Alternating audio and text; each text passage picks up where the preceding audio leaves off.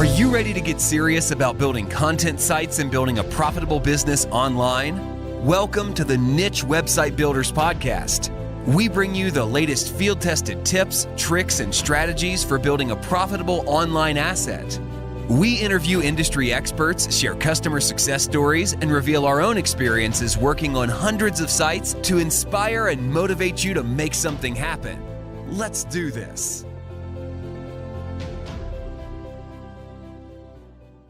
Welcome to the Niche Website Builders Podcast. Today we have returning guest Mike Beatty, and we cover a range of things around him taking his site full-time very soon as he heads back home.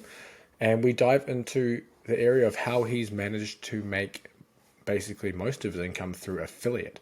So we dive into how he's writing his affiliate articles, how he's researching them, how he's managed to hire a great team and his processes around that.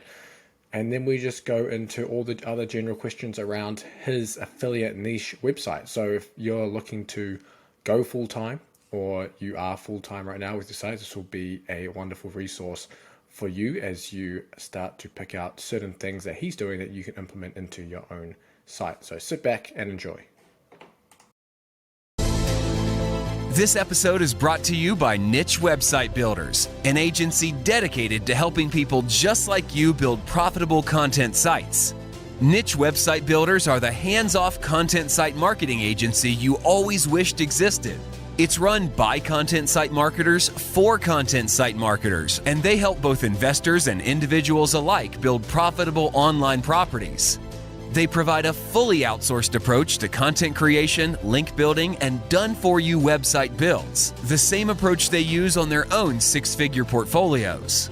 For example, their content packages come with a proprietary keyword research process, are written by in-house native English speakers, formatted using templates proven to convert, and uploaded to WordPress with affiliate links added so that all you need to do is hit the publish button. Check them out at nichewebsite.builders/show. That's nichewebsite.builders/show and fill out the form to get coupon codes for 10% more content or a 10% discount on links with your first order sent right to your inbox.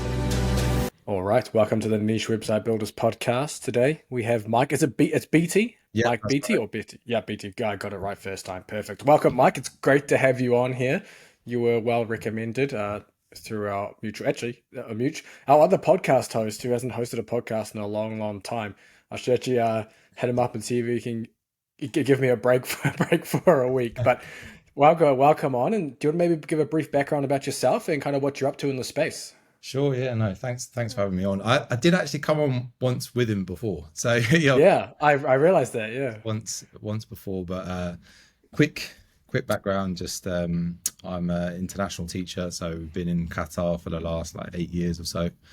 Moving back at the end of this year, moving back to the UK, and just kind of stumbled into the online space in maybe 2018. It would have been, and it's just opened my eyes to the potential. It's like this hidden world within our existing world. So it's amazing that when you get into this space, how many people you actually end up meeting that you sort of already half know that do a little bit of it on the side and things like that. And everyone's interested in this stuff. So that's kind of quick overview. And then also I've had a couple of sites before.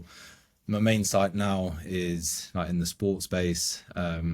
It's did over 6 figures last year, and that's profit as well. So not just the revenue. Nice. So, I didn't realize you were in Qatar. My wife and I actually had our honeymoon in Doha.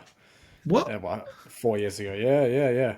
4 years ago. Well, because we ended up getting married. We in South Africa, got married back in New Zealand, and then she had an international competition in Doha. So we just doubled that up as the honeymoon. So we basically right after, I think it was Boxing Day, the competition was. No. So we did. No, it was before Christmas. Then we just did Christmas and honeymoon through that period in Doha. What does she do? What was she doing over here? Olympic weightlifting. Nice. Yeah, that was for the Olympic qualification back then. That was a little while ago now, but wow. Yeah, so we ended up honeymooning there and being on the beach and stuff at the the hotel, so that was nice. Nice. Yeah, no, it's good for that Yeah, sort of thing. It's just no, it's never been on the map until the World Cup, and now apparently in the yeah. UK now it's advertised everywhere. Everyone keeps saying about it. So yeah, The place to be. The yeah, place to be. Well, let's dive into your site then. So you said you've had a couple of sites yeah. previously. Did you sell those off? Did you?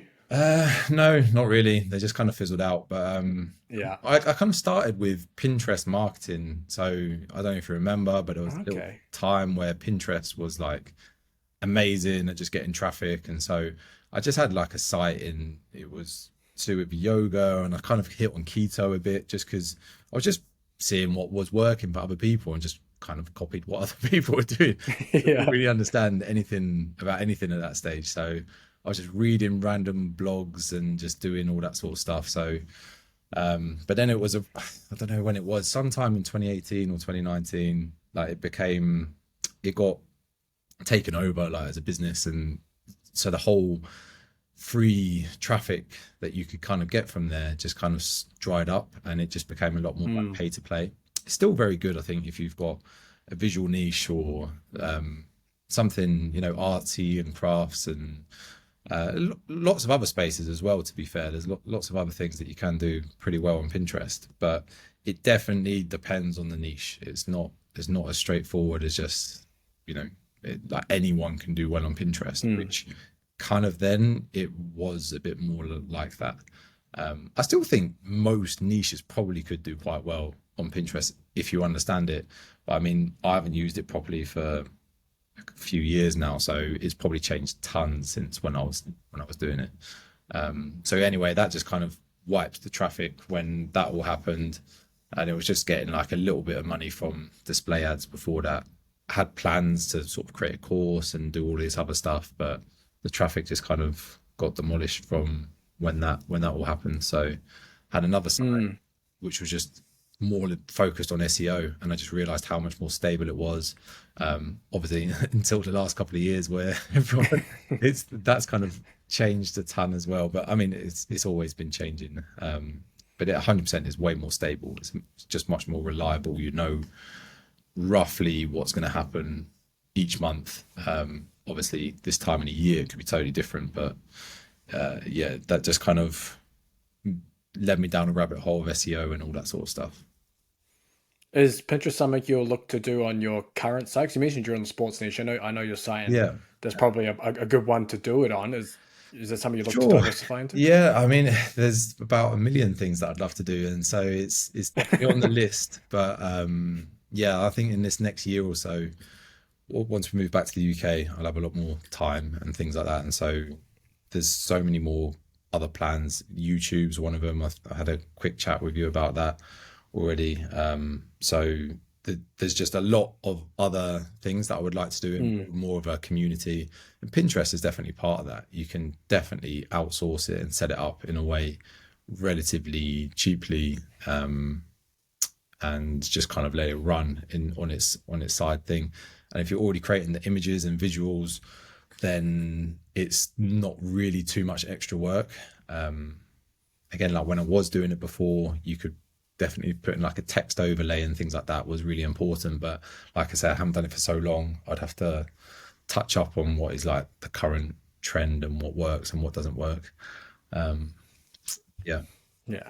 Are you going to be working full time when you head back to the UK then as No, well? just going all in with this. Really, it's just Oh, nice. yeah, it's required a lot more time than what I'm giving it at the minute, and I think it could have just been so much better this year if I just made that leap last year or another stage. But yeah, there's just obviously life and things happen, and there's certain things that have prevented that from happening. So we're just really looking forward to it. I'm particularly looking forward to getting back anyway.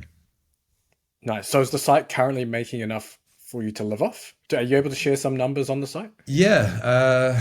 So I think it did, what were we now, 2023? So 2022, it was about $180,000 revenue and then maybe like 130 profit. So probably Nice. spent about 50. And that was like ramped up. It wasn't like it was always making profit. It's always, and it's, still does make profit. So it's kind of one of those things where you just kind of figuring out, as you're scaling. And I read like Profit First before, which is a great book of like setting up your business and just good for personal finance and stuff in general. So it's always just trying to make sure the expenses never out, because especially with the Google hit, it can just change things so quickly. And so I've actually been quite fortunate because it did get hit in December, but I sort of still had control of the expenses, and so it hasn't really changed too much. I just stopped scaling as much as we were, which is not necessarily a bad thing, because again, it just brings back that quality control and focusing on quality and all that sort of stuff. So yeah. Nice. So how is it monetized then? How are you bringing in a lot of that revenue? It's mainly affiliate, very heavily affiliate, and then there are display ads on there as well. But I mean, it makes hardly anything. It's like maybe $1,000 a month or something from that. So it's not a huge amount from that. But then that's the big plan at the minute, and a lot of the work behind the scenes is going into sort of figuring out what courses and stuff would suit the audience, and what products and what things we can do to diversify, just make it what I would call like a real business, rather than just relying on the SEO and affiliate. So it's you got heaps you can go into as well, like for digital products. Sure. Like you have endless things you can sell on that. Like it's crazy. So much opportunity. But you talked about affiliate. Is it you're making a shit ton? It's not just from Amazon, is it? Or is it private affiliate program? No, I've just tried to move off Amazon as much as possible. It's as everyone knows, you just don't want to be on Amazon. So yeah, I mean, particularly at the start, it probably was heavier with Amazon, but then it's one of those things that when you start ranking and you're seeing what traffic's coming in, it's then like, well, why don't we just double down? So there isn't a huge amount of articles on the whole site. I mean, there's probably like 150 or something like that. So currently. Oh, wow. Okay. So it's just really focusing on what has worked, and then try and make it better, and try and improve it, and try and improve conversions and things like that.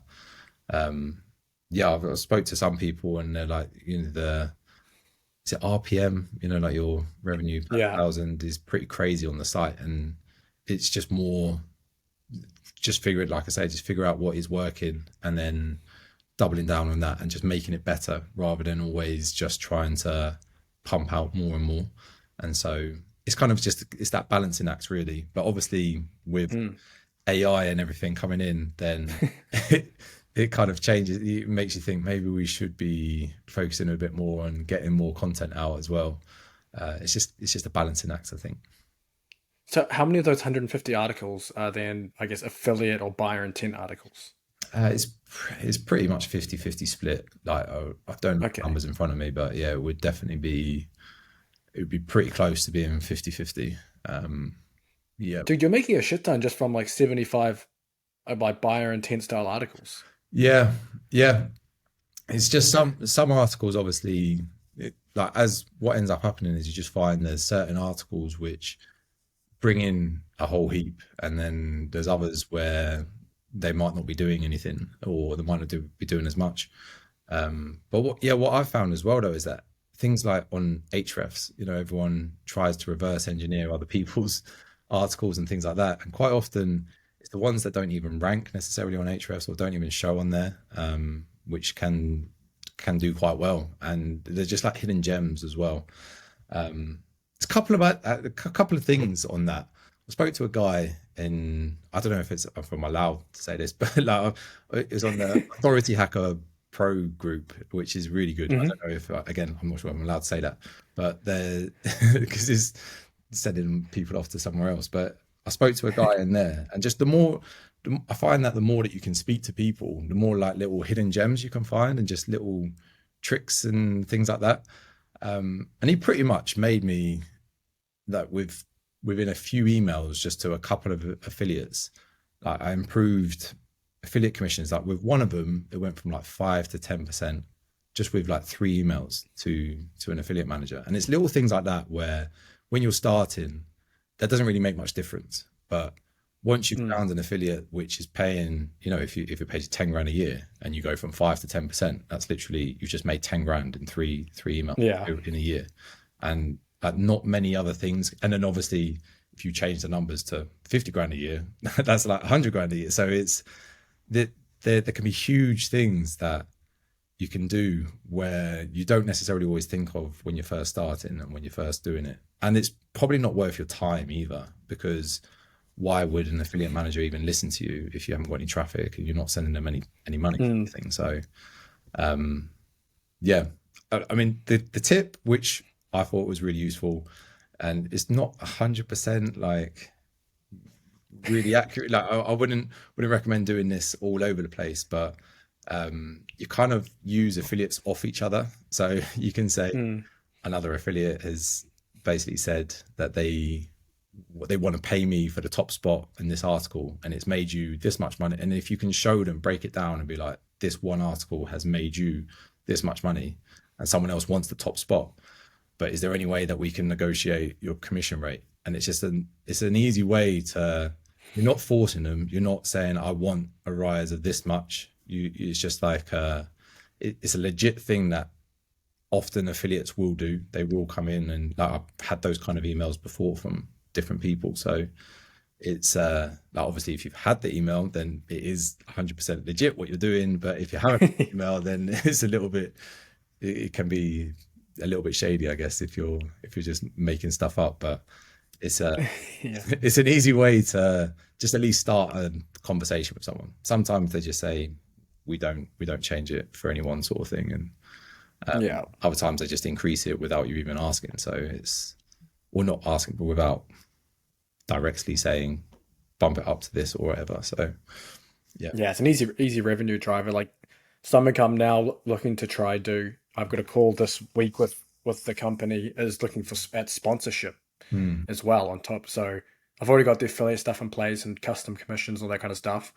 And then now I'm going to talk about sponsorship, to have them maybe sponsor my podcast and my YouTube and the website and all that, and almost like double down on that relationship to bring a month and more monthly money in that's stable, because it's not dependent on, conversions, etc., etc. It's kind of like helpful for them because they get in front of eyes, and then I get paid. And that's something I'm looking to try do on the sites. 100%. I definitely need to do more of that as well. There's a guy, I don't know if you've ever spoke to Kellen Klein, but I don't like a mini mastermind and stuff with him before, and just still speak to him quite a lot. But he would be great to have on the podcast and speak about that. And I would love to listen to that. Link us up. In his brain, he's great with sponsored deals and things like that. And he's always saying you could definitely do more from that. And I just struggle to think of the exact way to like package it, because like you say, it's, if you've got like a podcast and this and that, it's like, how it's not as straightforward, it's not as black and white as like affiliate marketing, whereas if someone clicks it and buys it, you've made the money, so it's clear. Whereas when it's like a podcast and you're advertising here and there, how do you track it? How do you know how much you're sending them? And it's hard to that's the funny one. It's just trying to find almost like what the company is after with the sponsorship. Like if they're after conversions and stuff, that's different, because obviously they can only pay so much based on conversion rate and traffic, etc., etc.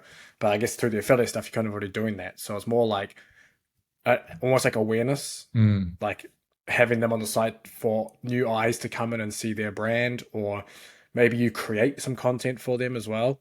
So it's almost like they can use your content on their social media, etc., etc. So it's almost like a UGC kind of deal. But I guess it's dependent on the company, what they're after. Maybe they've already got all that in place and they just want more eyeballs and more people seeing their brand associated with a brand that's trusted by people who are visiting your site. So that's hard to price though, for sure.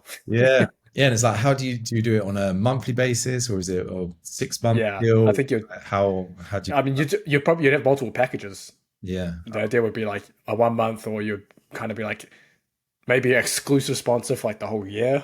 I don't know, I'm going to talk to them anyway this week and see what I come up with. But I'd love to it's not an easy thing to do.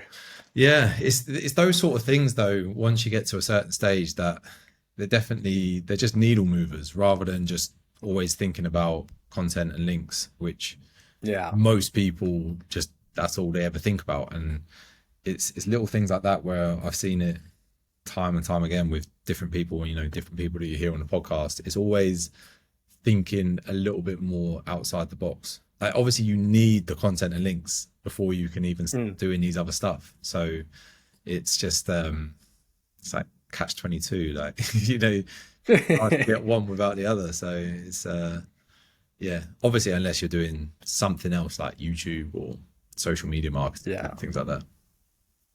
Yeah, for sure. Well, your affiliate articles are obviously working. So how are you writing those to convert so well? Like I guess, how are they structured and what's going into them that's making them successful? Yeah, it's a mad amount of time and process now as to what goes into each article. Like when I first started, to be honest, even when I first started, I just already had like quite a clear vision of what I wanted the site to be and what it wanted to include. And so I just spent so much time on sort of 5-10 articles just to kickstart the site. And to be honest, they've all been redone. So not all of the work was basically a waste of time if you think of it like that. But it's really what helped to just build a bit more trust, authority, and like all of them were just really like on point. I just the perfectionist in me just wanted to make sure they were all good.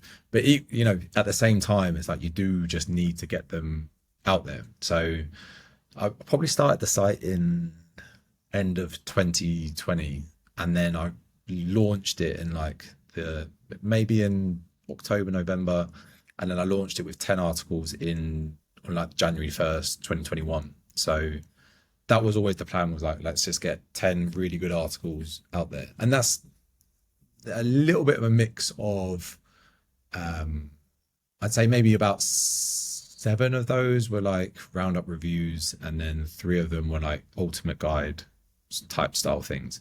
But what that just did is it meant that if anyone came to the site, they've got some really good ultimate guide resources where you can send them to, which, is really useful for pretty much anyone in the space. And then the roundup reviews were also not like other roundup reviews. That is in they spent a lot of time.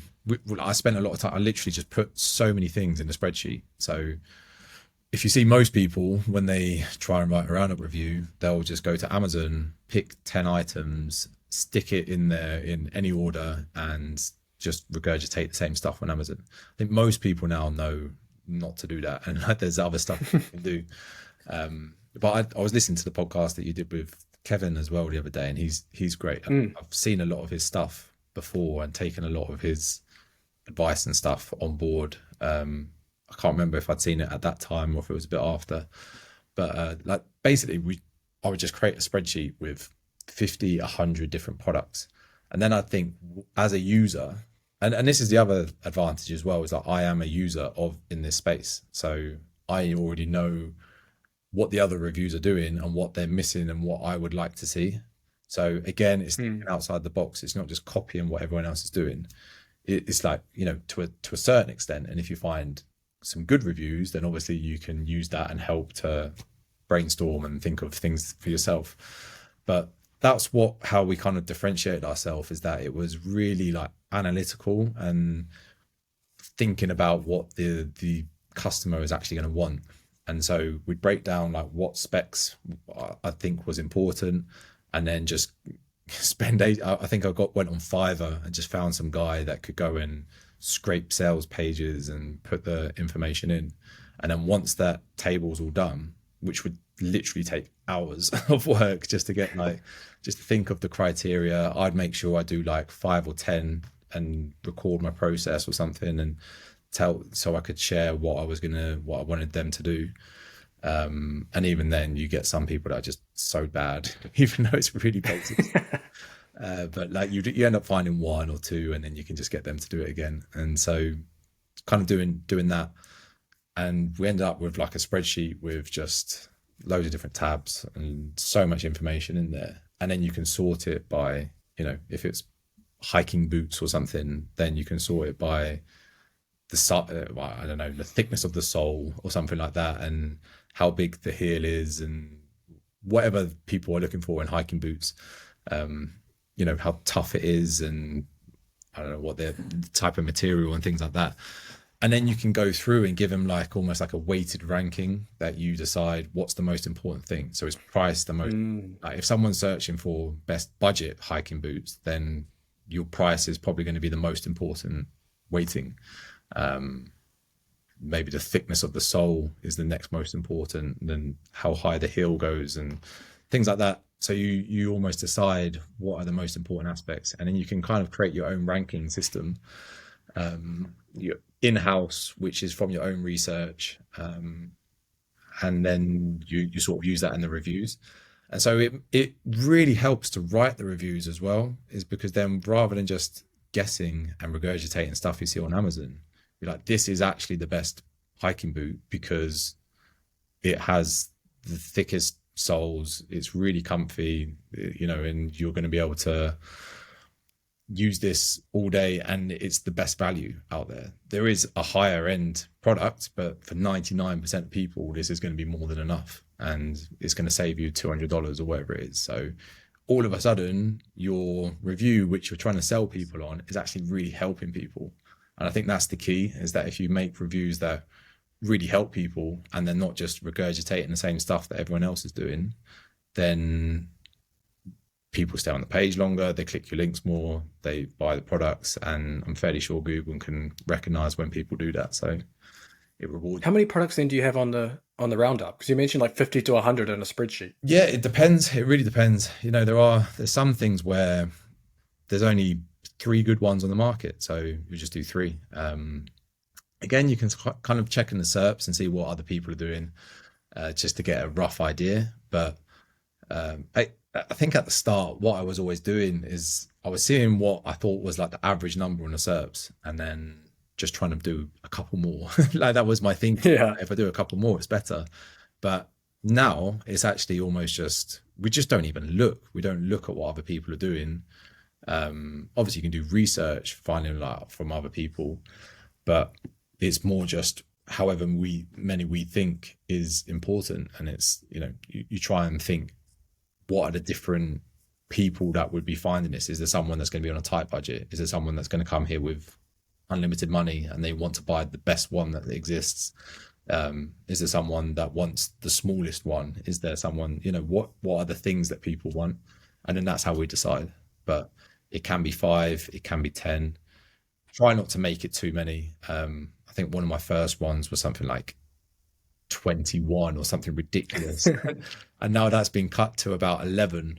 But there's so many different people that want something in that space that it's hard to cut more than that. And but I mean, if you look at the tracking and things, people only click on the top 1, 2, or 3 mainly. And sometimes the last one, which is what I find is quite interesting. So the ones in the middle just kind of get lost. So it sort of makes you think, why do we even have these on that page? But yeah, maybe. So how much detail goes into each product then in your roundup? Because obviously you see, as you mentioned, a lot of people just kind of take Amazon, 1 or 2 short paragraphs, and that's it per product. But are you going into a lot of detailing? Because you mentioned you have a table full of like a lot of the stats or features of the products. Again, as a user of different things and someone that's gone on to different roundup reviews to actually buy something before, I just get frustrated if it's really thin content, and it's just like, why are you sharing? Why are you even doing this? It doesn't help me at all. I could have gone to Amazon and got this.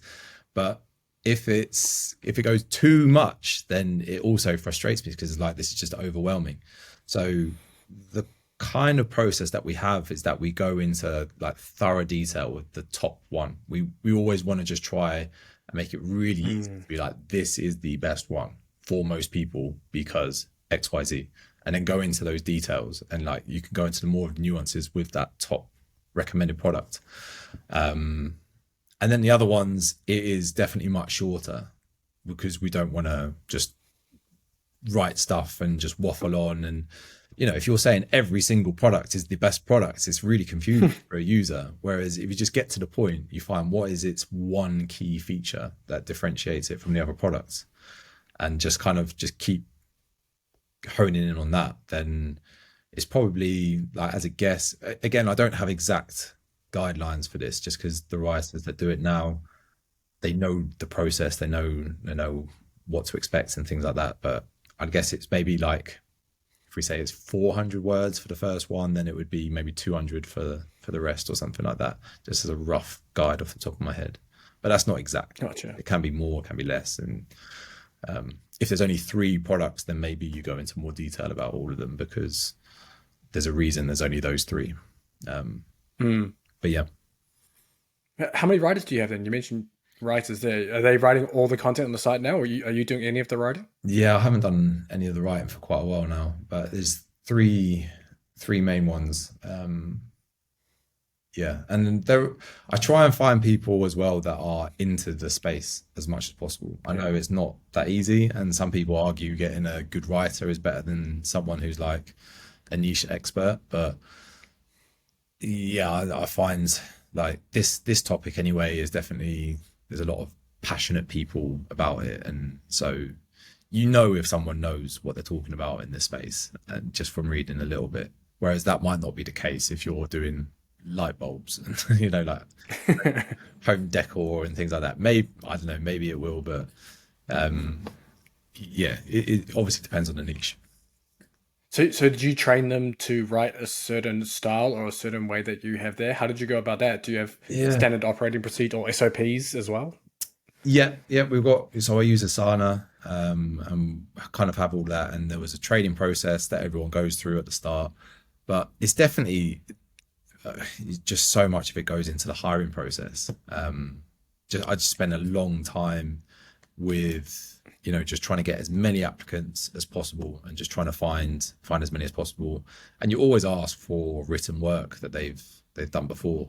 In fact, one of them is kind of been like headhunted. Like, I've actually found his work and was like, I really, there's not many people that can produce this kind of stuff, so I really want you to write for the site. And then, it's kind of a bit of a different negotiation when you're doing that. But yeah, definitely spending time and giving multiple writers a paid test. And I find giving them all the exact same keyword, the exact same topic, is really important, because obviously you're not going to be able to use them all. But I have such high quality standards. Well, I think I do anyway. Maybe they've always changed. Like this time next year, I'll probably think my standards now are useless. But I have such high standards that I'm not going to just use someone on a test article and publish it on my site.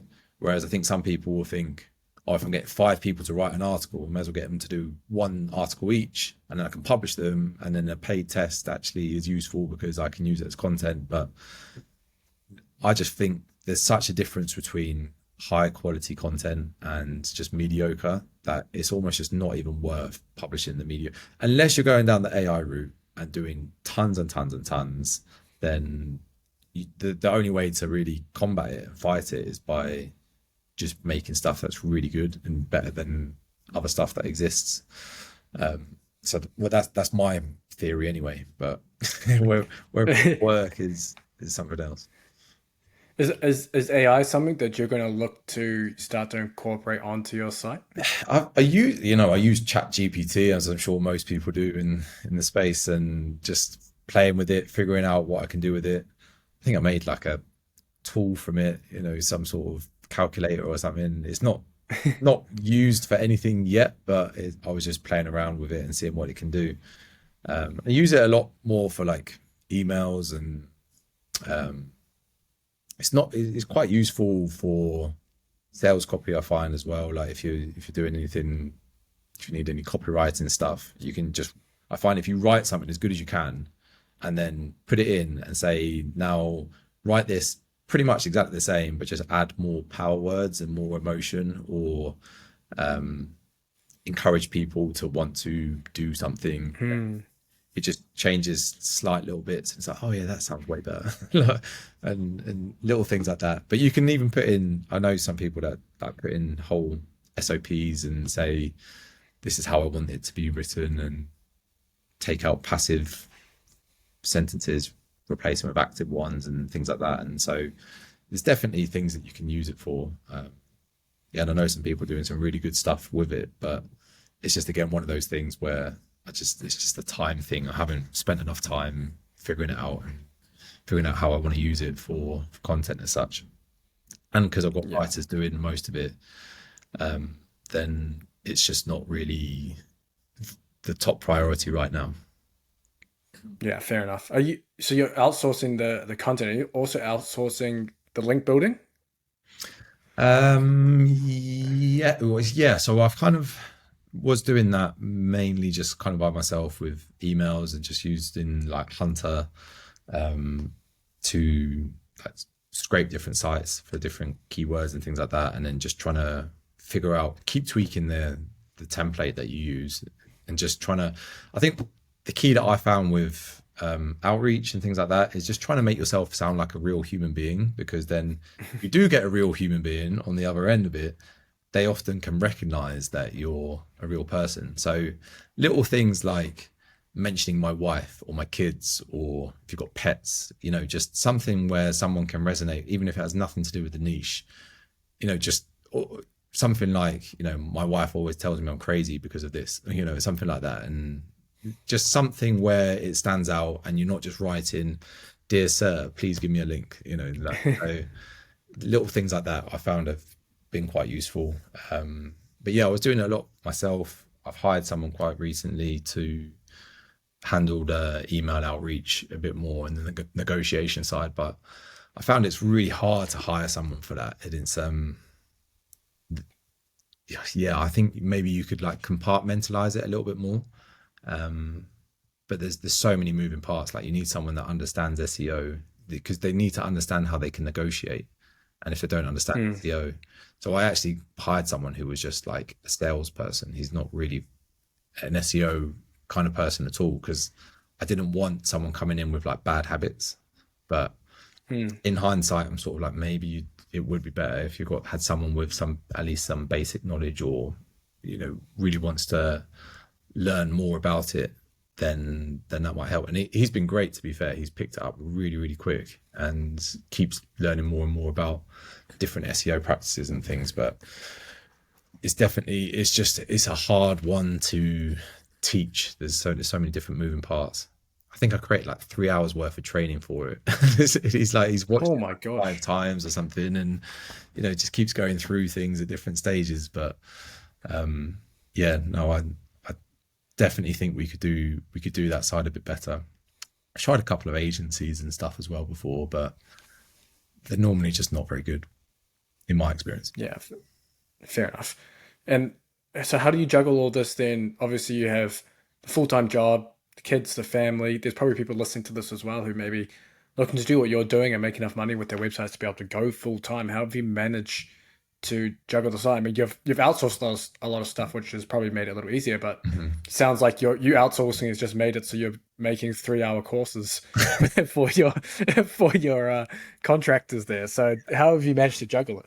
Yeah, I would definitely say that's the key though, is it's very easy when you outsource something. It's very, very easy to let quality and standard slip. Really, really easy. And like even when I'm actively trying not to, I notice it happen, and then I'm like, right, I need to check. There's a few things that I do. Like I will always have a weekly call with everyone that I hire. So just even if it's just 30 minutes, I book 30 minutes in for people, and then I'm like, if it gets to the end of 30 minutes, I've got another call, so I've got to go. So just so you know, straight away from the start, you've got this 30 minutes. Put things in order of priority before you come to the call, and then we can go through them like in order. And you might have a couple of minutes of, hey, how you doing? And you just straight into it, like just get the main stuff done. I find that's been really helpful. But yeah, it's definitely that outsourcing side of things is just so important. And it's I think that's what I did differently in the previous 2 websites as well.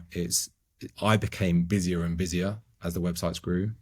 One of them had like a podcast, and I was just doing I had a Facebook group, and I think it was really good because I learned so many different skills, and I didn't have kids at the time as well, so that was Yeah. lots more hours when you don't have kids. So yeah, I realized that though, I was definitely I was just getting busier and busier as it was growing. So this one was always set. I think it helped starting with the good knowledge of where I wanted it to go, and a good idea of how I wanted to do it. And then it was just a case of, right, now can I find the right person for this? And now can I find the right person for this? Yeah, and a really good place to find people is jobrack.eu, I think. You can find like people quite often from Eastern European. And I found Oh, like a okay. couple of really helpful, like someone that does a lot of like the uploading content to WordPress. He now does prospecting, so he scrapes tons of different websites all the time. It just does a lot of like the admin-y type things, and he's just the perfect person. He's really analytical. He's just so good with attention to detail and things like that. But again, he didn't really necessarily know too much about all of this when he first started. It's just finding good people. I think that's the key. And yeah, again, going back to that, like the interview process, I think with everyone that I would just create like a Google form or something, and you can normally tell there's a few questions in there where I pretty much would only look at like one or two questions that I'd put in.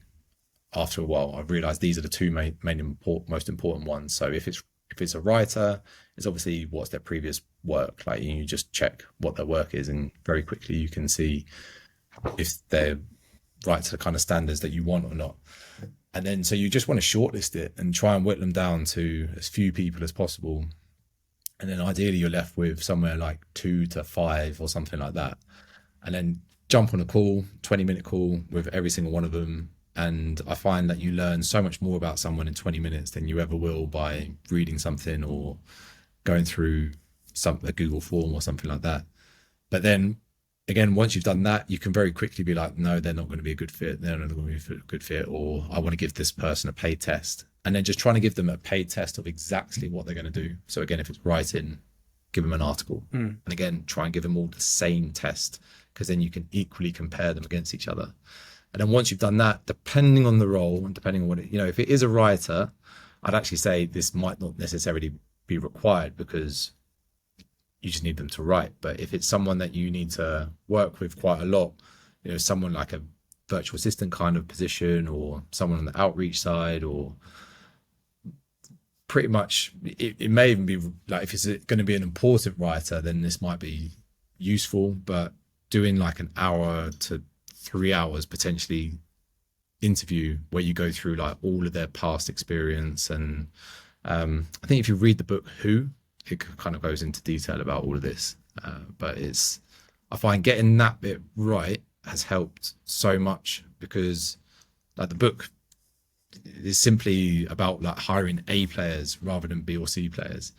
And I've noticed the difference this time is that A player, when you hire someone that is an A player, like an actual A player, I've thought I've done it before, but it's not. When you've got one, they actually improve the business. So sure, it takes like 30 minutes a week, and then I do like a quarterly call with everyone as well, just to get everyone on the same page and make sure everyone knows what's happening, and trying to be as transparent as possible. But when you get an A player, they actually improve your processes. So rather than you having to chase people all the time and get them to redo things because they haven't done it properly, not only do they do it properly, but they actually improve things. And that's kind of what's happened with the website, is that there's 2 or 3 key people that are not me that have actually improved the website and improved the standards significantly from when I first started it. So again, you just don't know what you don't know, and like other people come in with different experiences and different ideas and things like that, and you don't have to take everything, but you can definitely pick and choose and just slowly make small improvements. So yeah, outsourcing is key. But again, obviously you just need to hustle at the start. There's no other way to do it. You've got to put in the time, and just being consistent with it, really. Like even just 30 minutes a day is so much more. I find it so much better than trying to do 6 hours at the weekend and then not thinking about it till next weekend, because you just forget what you're doing. And it's amazing how many little random moments in the day you actually do get to do something once you're in the flow of doing something. So if I get stopped halfway through doing something, I know that if I get 30 minutes later, I can finish that and it's super productive. Whereas if I don't know what I'm doing. Like if it was 3 days ago, I was doing something, I'm like, I don't know what, I've got 30 minutes now, but I don't know what to do. So you just don't do anything. And I've definitely done both of those. I'm not saying I'm perfect and I do it all the time, but there's multiple times where I'm like, I don't know what I'm doing. I've got 30 minutes. I'm just, That 30 minutes is finding out what you got to do. yeah, I might go for a nap. I get some sleep or something, but yeah. No, So what's your day to day then on the site? What are you doing day to day on the site then? Because it sounds like you've got most things outsourced already. yeah, well, yeah, I kind of missed a part of the story as well. I did take 2 years off work, so that really helped. This was when I had the other websites though. I think I started this one towards the end of when I was going back to work. But I'm a PE teacher and I actually do quite like my job. So I know a lot of people don't like their job and they want to get out of it. But I did actually miss it. COVID happened. It's boring, not seeing people. And so, I just quite wanted to go back into it.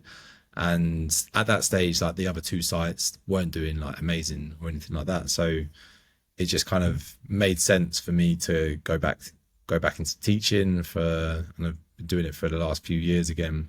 And yeah, it was just kind of that definitely helped. But I have a loving, supportive wife who was more than happy to, like, she was still going to work and we could live off her salary. And so we're not like extravagant people who need to go and spend loads of money all the time.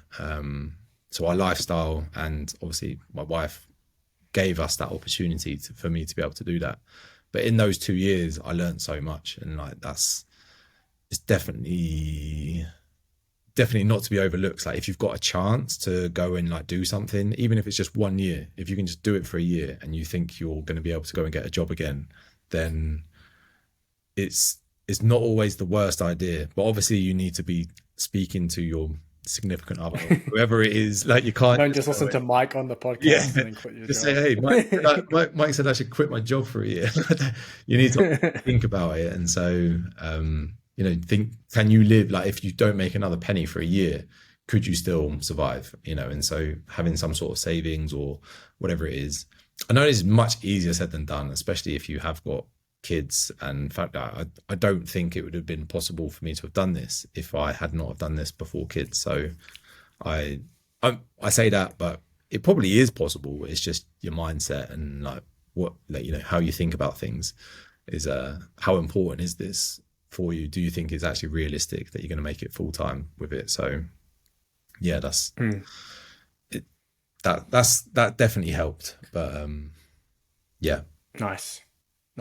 So, and obviously you're going back into the site full time. What's the growth levers you're looking to pull now to get this thing cranking again? Yeah, definitely want to get into some YouTube. Like I've always kind of quite liked that anyway. I quite liked the creative side of things, but I know there's still so much more to learn on that side of things. It's like it's almost like a whole other business model in itself. It can be like YouTube obviously can just be its own business model, but and with that, just creating our own products is just figuring out like what do people actually want, like what are people actually willing to pay for, and just trying to create a community out of it. And so the whole Facebook group and potential other social media channels. But what I have learned as well, and that's actually something that's been really important last few years, is just focusing on one thing at a time. So I just dropped everything. I stopped doing all other side hustles, all other projects, all other everything else, and my only focus was SEO. I was like, if I can master SEO with this site and just get that ranking, then once you start building up an income, then you can use that to reinvest, hire people, try and outsource the SEO side of things as much as possible, and then move on to the next thing. So yeah, I'd probably say once we move back, that next thing probably would just be YouTube. Like that's going to be like my one focus is YouTube, figuring that out and figuring out how to stand out and not just be copying everyone else in the space, because I think that's the key. You've got to use ideas from other people, but figure out what can you do differently, what value can you add that is different that's out there. And I think that's the way that you can just again, I'm just saying this from seeing what other people have done. Like if you look at anyone else that's successful in any space, they always have something slightly different to the way that other people do it. You won't see people that just copy people consistently over time and make it super successfully. Like that just doesn't happen. So it's figuring out what. Are you planning to be the face of that channel? Yeah, I think so. Like because I just don't know how you can outsource it and have someone that gives it the dedication that it needs. Maybe at some stage it can be outsourced as well. And I've learned that a bit from Spencer from the Niche Pursuits. Like I've seen the way that he's kind of done that, you know, with the podcast and things like that. I guess even niche website builders. Yeah, even niche website builders. Exactly. So it's definitely possible that just because you're doing it at the start, it doesn't mean that you always have to do it. And people still will follow along. Like, I think that's what everyone's worry is that everyone's following me, but it doesn't have to be. You can create it like a brand, and it can still have the same core, you know, things that make it stand out. Even if someone else is doing it, it doesn't have to just always be you. But yeah, I think initially it will be me. I just quite like the idea of it anyway. I know some people are like totally put off by video, but yeah, no, I'm up for that. I think. Nice. Yeah, I gotta film a YouTube video after this. I gotta obviously missed a week and a bit with COVID and stuff. I gotta get back on the wagon and Nice. get that momentum going again to bloody film video. It's so much easier to sit down and write. You don't have to set anything up. You don't have to like stand there and talk and then have to edit it and this and that and have a quiet house or whatever it is to be able to do it. Like, yeah, it's such a big barrier. I didn't realize like how much time goes into YouTube videos. You know, you binge watch like 2 hours of YouTube videos, jumping from channel to channel and just watching it and like, yeah, this is good. And then only now that I'm like, oh my God, like these guys, you know, like 10-minute YouTube videos probably taken 5 hours to produce or something ridiculous, or like probably more, or a lot of them. So it's crazy how much time goes into it. What kind of content are you looking to create? Are you going to do like review style content too to match your stuff on the site? What's his name? Kevin Espiritu, you know, the garden guy. I like his idea, like his sort of philosophy with it is that you build one channel. So if it's SEO, you build that, and then you use your SEO to then help build another channel. So you figure out what articles are ranking, what are bringing in traffic, create a video for that article. You've already got the content, but obviously you've got to think of how you can make the video interesting. You can't just sit there and read it, like, but different ways that you could definitely do it. I'm half thinking as well of maybe starting a podcast. Like I've done a podcast before, maybe starting a podcast with it. And I was thinking I could even like chat to some of my writers or something, and then repurpose that to make it like a YouTube. You know, if you have a chat with someone about a review that they've done, then they're going to have way more knowledge than me because they've done the review and they've done the research and things like that. So that's a little idea that I've got. But yeah, I think there's who was it? It's Pat Flynn. He started doing like a Pokemon channel. Yeah, I saw that. I've seen that. Like that. I haven't seen the channel, but I saw that he's doing. I have no interest in Pokemon at all. I don't imagine like an hour's worth of his channel because it is amazing. Like the way that he does it is so good. Like if you have any interest of getting into YouTube, the way that he does storytelling and just I love the style. Like, and I'm sort of thinking I might try and sort of take that style a little bit and use that. Like challenges or something like that. 24-hour challenge, like do this to that or something in 24 hours. I think he was sort of saying something like, I've got to complete this set. I don't know what the set is or like how it's to do, but but you watched it. Yeah, got to complete this set in 24 hours, and apparently it's really hard to do.